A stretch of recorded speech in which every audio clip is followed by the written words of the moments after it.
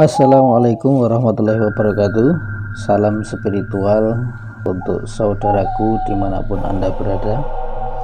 Semoga keselamatan dan kesejahteraan selalu tercurahkan dari Yang Maha Kuasa kepada Anda semua beserta keluarga. Kemudian di video kali ini sesuai dengan banyak permintaan yang masuk via WhatsApp, untuk saya membahas perihal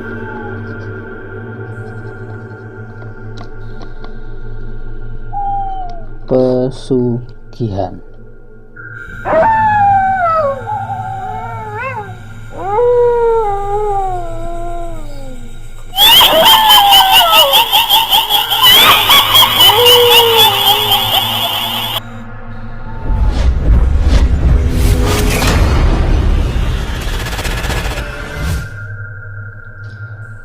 Nah, baik. Ada juga pertanyaan yang masuk dalam hati biasanya, bagaimana cara mencari pesugihan? Kemudian, saya kepepet ekonomi ini. Saya minta dibantu untuk mendapatkan pesugihan gitu. Dan lain sebagainya gitu. Bagi seseorang yang mungkin ketika mendapat WhatsApp seperti itu ya, apalagi orangnya adalah mungkin paranormal yang kurang bijak, atau mungkin kebetulan saja WhatsAppnya berkonsultasi dengan orang-orang yang bisa dikatakan ahli agama dan sebagainya, pasti langsung membentur, langsung menabrak gitu, tanpa merasakan apa yang dirasakan oleh si penanya gitu. Artinya ada banyak, bahkan sebagian besar orang yang bertanya tentang masalah pesugihan, cara mendapatkan pesugihan, itu adalah orang-orang yang frustasi, orang-orang yang stres, sudah kehilangan cara, banyak hutang, ditipu sana sini, seperti itu. Itu yang pertama, poin pertama yang harus kita rasakan, atau seseorang itu rasakan, si paranormal itu rasakan gitu. Ketika sudah bisa merasakan, maka akan memberikan jawaban yang bisa dipahami dan kemudian akan menuntun ke arah yang sebenarnya gitu. Karena apa? Jarang sekali orang yang berani sampai berpikir pendek untuk mencari pesugihan dan sebagainya kalau memang bukan orang stres gitu. Karena ketika seseorang itu masih tidak stres, dalam keadaan jelas tidak mungkin dan tidak mau untuk mengarah sampai ke hal-hal demikian. Apalagi pemahaman tentang masalah pesugihan ini secara umum gitu adalah pemahaman yang hitam dan sesat gitu.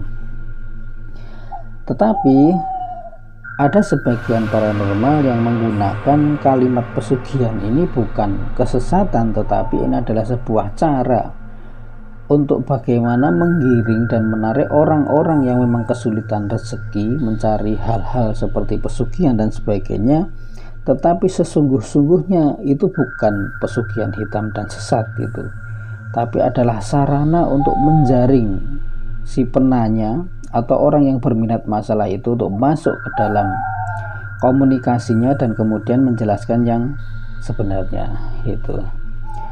Baik, kembali ke pembahasan, apa itu pesugihan gitu. Pesugihan itu definisinya adalah sesuatu hal, cara mistik, gaib itu untuk mendapatkan kekayaan atau materi. Inilah pesugihan, supaya apa? Kaya atau sugih kalau bahasa Jawanya. Jadi bahasa pesugihan ini dari kalimat sugih ini sebenarnya. Sugih gitu, sugih atau kaya gitu. Nah, pesugihan adalah penambahan kata, berarti adalah suatu cara, suatu ilmu, suatu ritual secara mistik gaib itu untuk mendapatkan kekayaan, kan seperti itu, dengan cara hitam itu. Kalau pandangan secara umum. Sebenarnya kalau kita sepakati, ini kan kita bedah secara bahasa lah gitu. Sugih atau kaya, artinya sugih ini adalah kaya, kemudian ada penambahan kata, ini adalah suatu cara untuk seseorang itu bagaimana kaya atau sugih itu tadi. Jadi secara kalimat sama sekali tidak ada unsur hitam dan sesatnya, karena suatu cara untuk mendapatkan kekayaan gitu. Tapi pemahamannya yang dimaksudkan secara spiritual. Nah, sedangkan cara spiritual ada dua.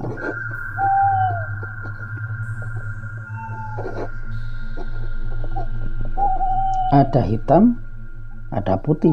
Nah, yang hitam seperti kita ketahui di cerita-cerita dengan pesugihan Nyi Blorong, pesugihan Tuyul, kemudian pesugihan babi ngepet dan lain sebagainya.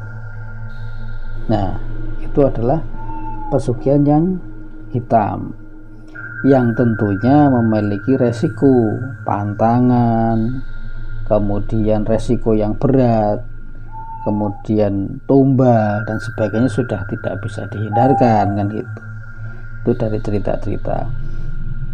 Nah, kemudian kok ada yang putih? Ya iya, kita bersumber daripada kalimat bakunya lah, bahasa bakunya, suatu cara untuk mendapatkan kekayaan itu dengan cara spiritual lah. Spiritual kan bisa hitam bisa putih harusnya gitu loh.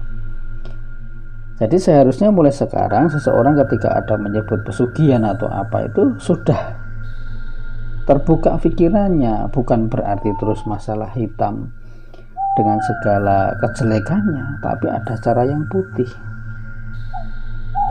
Apa? Ya namanya orang pengen kaya kan bisa dengan cara berdagang, ya bisnis yang dibarengi dengan sarana spiritual tentunya. Karena yang dimaksud pesugihan kan adalah suatu cara secara spiritual atau mistik kan gitu. Itu. Jadi artinya perbedaannya di sini adanya apa? Satu yang mencolok adalah ketika yang hitam ini biasanya dia tidak perlu pakai sarana berdagang, tidak perlu sarana berbisnis atau apapun itu. Artinya apa? Uang itu datang dengan sendirinya secara gaib gitu. Tetapi kalau yang putih itu harus dengan cara usaha, berdagang. Jadi rezeki itu harus ada jalannya untuk mengalir kepada seseorang tersebut gitu. Cuman tidak dengan cara mentah, dalam arti tidak dengan spiritual, tapi dibarengi plus dengan spiritual. Misalnya dengan ajimah penglarisan, kemudian dengan ajimah kekayaan, tasbih jabul rizki dan lain sebagainya gitu. Nah, sarana-sarana itu tentunya adalah sarana yang tidak memiliki atau tidak dihuni dengan kodam-kodam tertentu. Biasanya sarana-sarana seperti itu adalah berisi energi doa yang disimpan atau diolah oleh hukama, ulama, kiai, ustadz menjadi sebuah sarana spiritual dan kemudian diberikan atau digunakan oleh kepada orang yang ingin kaya itu tadi, seperti itu. Nah, kok hasilnya hampir sama ya? Dalam arti kadang-kadang malah mungkin lebih dahsyat daripada si A yang punya pesugihan hitam dengan si B yang punya pesugihan putih. Kok malah dahsyat ini kadang-kadang itu loh. Perkembangannya seperti itu kadang-kadang kita lihatkan seperti itu. Kok bisa seperti itu? Ya memang karena plus sarana spiritual itu tadi. Dan kebetulan juga menemukan jodohnya, ketemu dengan kiai, ulama, ustadz, ajengan, bomoh yang sangat luar biasa juga gitu. Jadi bukan masalah di pesugihan, tapi siapa yang memberikan sarana spiritual ini. Nah, sedangkan kalau yang hitam tentunya ya pantangannya kalau akhirat ya pasti ke neraka, kemudian resikonya ada tumbal, kemudian ada pantangan ketika telat tumbalnya dan sebagainya, kadang-kadang juga mengenai diri sendiri dan sebagainya, ada korban keluarga dan lain sebagainya. Tapi kalau yang putih tidak ada gitu. Kewajiban yang putih apa? Biasanya harus menyisihkan 2,5% dari rezekinya ini untuk disodakohkan, disumbangkan. Nah, caranya dahsyat sekali tentunya, sama seperti itu. Ya, sampai sini sudah paham ya, artinya sudah kebuka pikirannya kalau kalimat pesugihan tidak tentu dengan hitam, tapi kadang-kadang dengan putih. Nah, kemudian saya ingin menceritakan beberapa tamu yang datang gitu. Belum lama saya kedatangan tamu dari luar Jawa. Karena privasi tidak saya sebutkan, tapi mudah-mudahan cerita ini menginspirasi dan bisa memberikan gambaran yang jelas itu. Datang 2 orang ke tempat praktek saya gitu. Kemudian menceritakan A sampai B gitu. Kemudian sebelum menceritakan saya tanya, kenapa kok bisa sampai sini gitu. Nah, 2 orang ini yang datang seperti itu menceritakan kalau mendengar info dari seseorang, yang seseorang itu juga tidak disebutkan karena ketemunya dia di tempat tirakat lah, seperti tempat keramat seperti itu, menyebutkan kalau saya itu bisa membantu masalah pesugihan gitu. Kemudian datanglah ke alamat yang disebutkan sama orang yang berkenalan di tempat tirakat itu, kemudian mendatangi. Tapi karena saya sudah tidak berdomisili di situ, tidak ketemu gitu. Ketemulah dengan beberapa orang yang sekitar situ gitu. Memberitahukan kalau saya sudah berdomisili lama di satu tempat di Jawa Tengah itu. Nah, kemudian orang itu meminta juga alamatnya gitu. Akhirnya juga meluncur juga ke tempat saya yang di Jawa Tengah itu. Kemudian sampai situlah, oh ternyata memang dari kedok tular ya, sudah nggak bisa dirumuskan dari siapa-siapa. Yang pasti infonya kalau saya itu bisa membantu masalah pesugihan gitu. Dan banyak cerita, singkatnya adalah dia bercerita sudah melalang buana kemana saja, berbagai kiai, dukun, pomoh dan sebagainya didatangi untuk menyelesaikan masalahnya, yaitu dia ingin mendapatkan uang gaib atau pesugihan gitu. Karena satu, dia banyak hutang, kemudian karena kepalang tanggung, gali lubang tutup lubang itu. Hutang buat bayar hutang, hutang buat bayar hutang, yang akhirnya bunganya semakin gede, kebutuhannya juga semakin meningkat, maka kehancuran perekonomiannya meledak dahsyat gitu. Bahkan menjadi buronan, debt kolektor dan sebagainya, penagih-penagih hutang. Dia tidak tega dengan keluarganya dan sebagainya.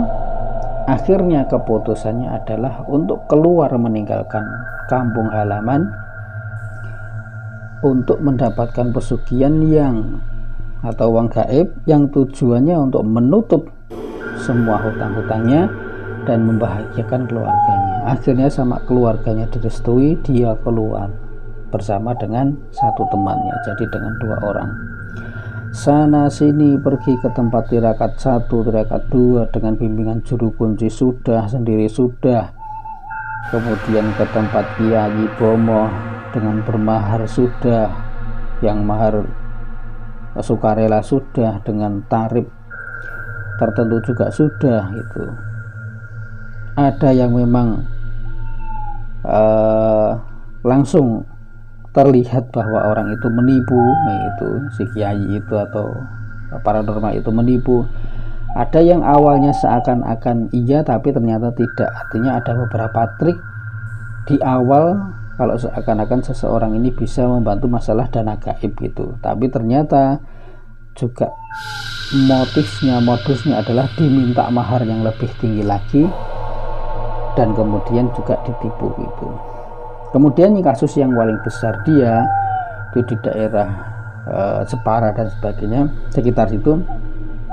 Dia berurusan dengan paranormal yang mungkin bisa membuat dirinya betul-betul yakin lah itu. Artinya dia keluar uang banyak sekali dengan hasil hutangnya juga, jual tanah di rumah dan sebagainya habis-habisan, tapi ternyata juga paranormal itu menipu, tidak bisa membantu dia ternyata gitu. Akhirnya keputusan dia untuk mengurus secara hukum kepada paranormal tersebut gitu. Akhirnya dia banyak sekali juga berperang dengan paranormal karena ditipu itu tadi. Tapi endingnya atau sebenarnya intinya kan adalah bagaimana masalahnya selesai, tapi ternyata sudah jatuh ketimpa tangga masih kesiram cat kan gitu. Nah itulah seperti itu. Kemudian datang kepada saya dengan harapan saya ini adalah orang yang terakhir, paranormal yang terakhir untuk dimintai tolong membantu masalah dia.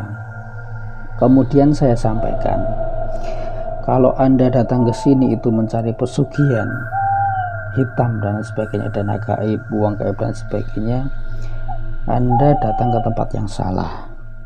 Itu artinya saya legowo, artinya gini, informasi yang Anda terima itu salah itu. Saya tidak pernah membuka praktek atau melayani hal-hal pesugihan masalah yang dunia hitam seperti itu. Tetapi saya sangat paham betul tentang masalah pesugihan itu. Jadi intinya saya tidak bisa memberikan masalah dana gaib, uang gaib, pesugihan gaib, tetapi saya akan memberikan sebuah pesan yang berharga. Kalau mau menjalani itu akan menjadi sangat luar biasa gitu. Kemudian saya sampaikan pesannya adalah, kalau hidup Anda ingin berubah, pikirannya harus dirubah. Tidak mungkin seseorang itu ingin memiliki atau mendapatkan suatu perubahan tapi kalau dirinya tidak berubah, pola pikirnya dirubah. Itu poin yang paling penting saya sampaikan apa adalah, anggap saja pesugihan itu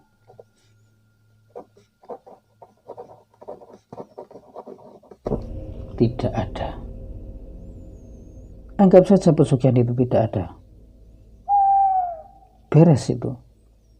Karena apa? Kalau seseorang itu masih menganggap orang kaya, orang sukses, pengusaha sukses itu dia pasti punya pesugihan, maka Anda adalah orang yang paling merugi dan Anda pasti tidak akan pernah bisa kaya. Karena orang sugih, orang kaya itu adalah dari usaha, dari trik, dan dari nasibnya dan dari doanya, bukan karena dari pesugihan itu. Kalau saya katakan seperti nggak ada penjudi yang kaya itu nggak ada gitu. Terlihatnya bisa dia kayak banyak uang tapi sebenarnya dia tidak banyak. Justru malah bisa saja banyak hutangnya. Maka anggap saja adalah pesugihan itu tidak ada. Meskipun wallahu a'lam bishawab itu. Kalau Anda sudah bisa merubah pola pikir seperti ini, maka Anda adalah selangkah lebih maju. Karena apa? Saya yakin, saya jamin siapapun orangnya yang mendengar video ini, yang menyaksikan video ini, yang sudah melalang buana kemana mencari paranormal, dukun, bomoh, yai, ajengan untuk mendapatkan pesugihan, silahkan Anda lihat, Anda perhatikan, Anda amati. Semuanya terjun bebas, stres, ya enggak?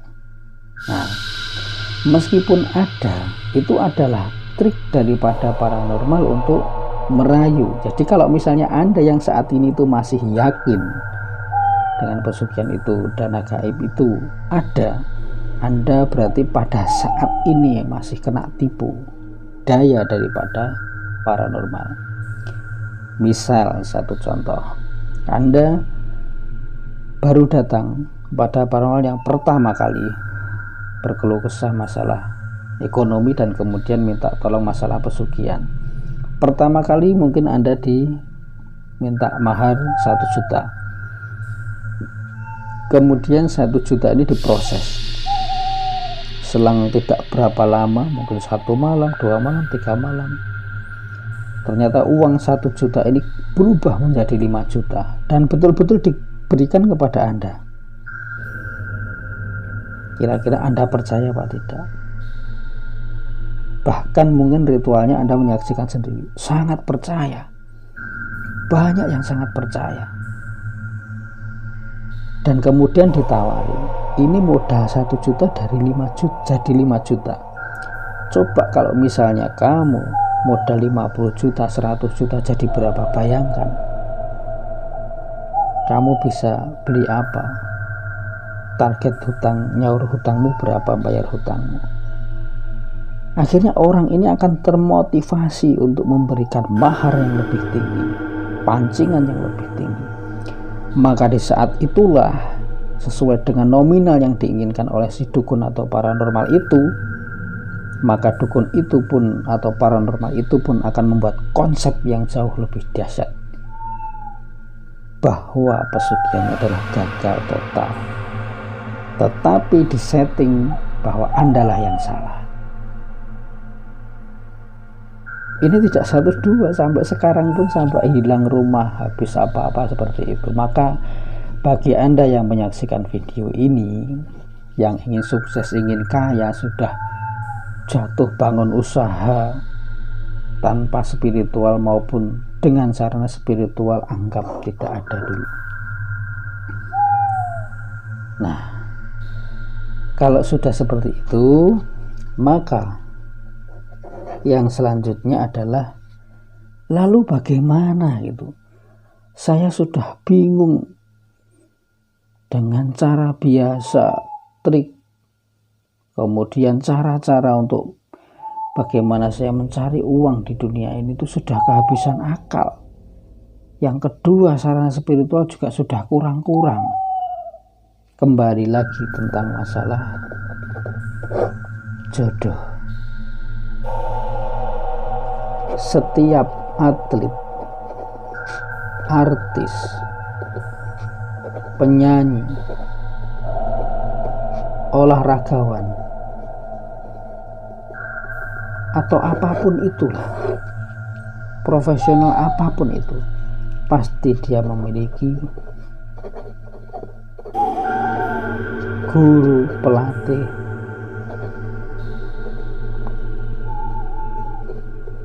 pembimbing, dan lain sebagainya. Sebutannya mursyid juga bisa. Artinya apa? Ketika Anda menjadi seseorang, ingin usahanya lancar, ingin karirnya bagus, kalau Anda berusaha dengan diri sendiri, sudah berdoa, ibadah ditingkatkan, dan lain sebagainya, kok belum berhasil, berarti Anda berjuang dengan sendirinya. Tidak ada artis, atlet, penyanyi, olahraga, dan profesional apapun, profesi apapun yang sukses tanpa bimbingan guru. Lah, saya kan sudah juga bersarana spiritual, jimat saya banyak, mustika saya banyak, ilmu saya banyak, tetapi kenapa kok belum sukses juga? Saya punya guru kan, banyak gurunya kan, gitu. Berarti guru Anda belum berjodoh. Paham sampai di sini ya? Berarti guru Anda belum yang terbaik. Anda harus mencarinya. Maka doanya adalah, ya Allah, temukan saya dengan guru yang baik menurut saya dan baik menurut Engkau. Ketika Anda sudah mendapatkan, tidak ada yang tidak mungkin. Dan itulah sinar keemasan kesuksesan yang sejati. Nah, kemudian lalu bagaimana, sedangkan saya itu sudah terlanjur pikiran saya itu ke masalah mistik, mikir secara logika itu sudah nggak bisa gitu. Pikir saya adalah secara gaib, kalau nggak keajaiban nggak bisa gitu. Sebenarnya keajaiban itu bisa kita ciptakan, bukan kita tunggu itu. Nah, kalau memang Anda ingin kaya atau ingin sugih, ini tadi itu, ya, cara spiritual harus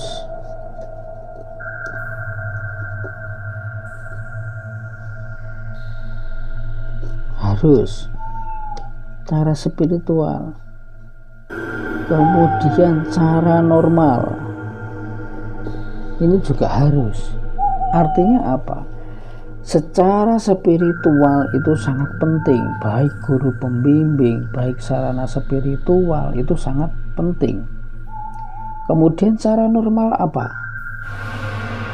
Seperti yang saya sampaikan di awal tadi, bahwa rezeki yang mengalir itu butuh jalan. Jadi ketika ada seseorang yang ingin dapat rezeki, dapat uang, pengen kaya, pengen sukses, dia harus punya jalannya. Sekecil apapun harus ada usaha,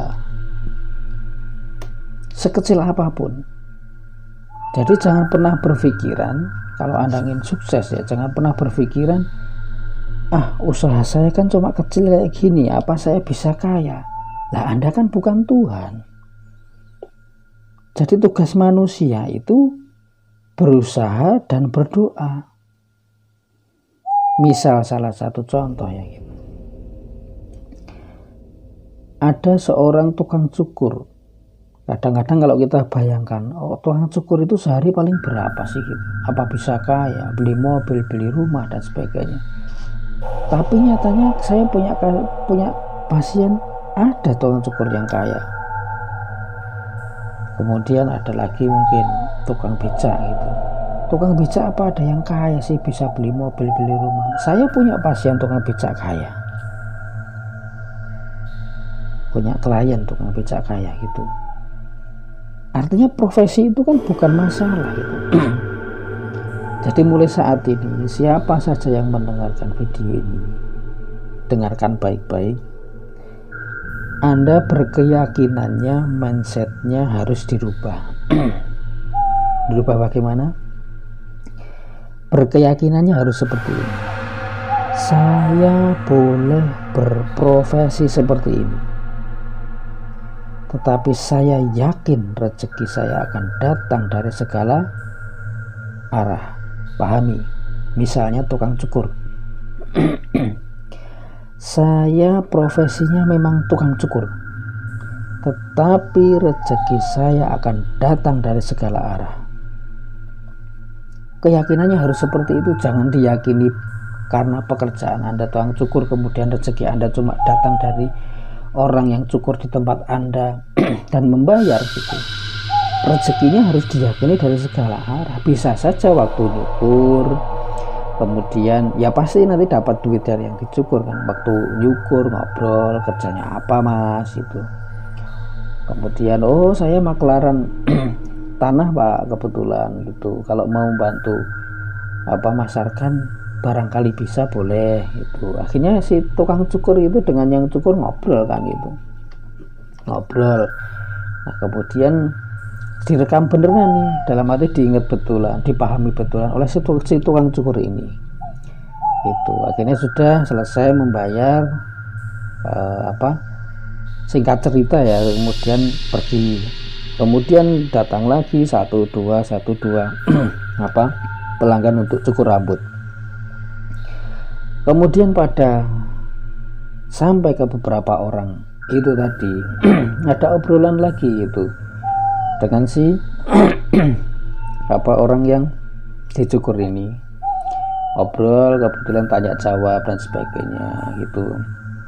Hari mana pak, rumahnya mana, seperti itu. Akhirnya seseorang ini ngobrol gitu. Kebetulan saya bukan orang sini mas itu. Kebetulan main-main saja ke tempat saudara dan kok pengen cukur kan seperti itu. Kayaknya di tempat cukur ya ketemu di sini gitu. Nah terus kebetulan gini mas gitu, karena kan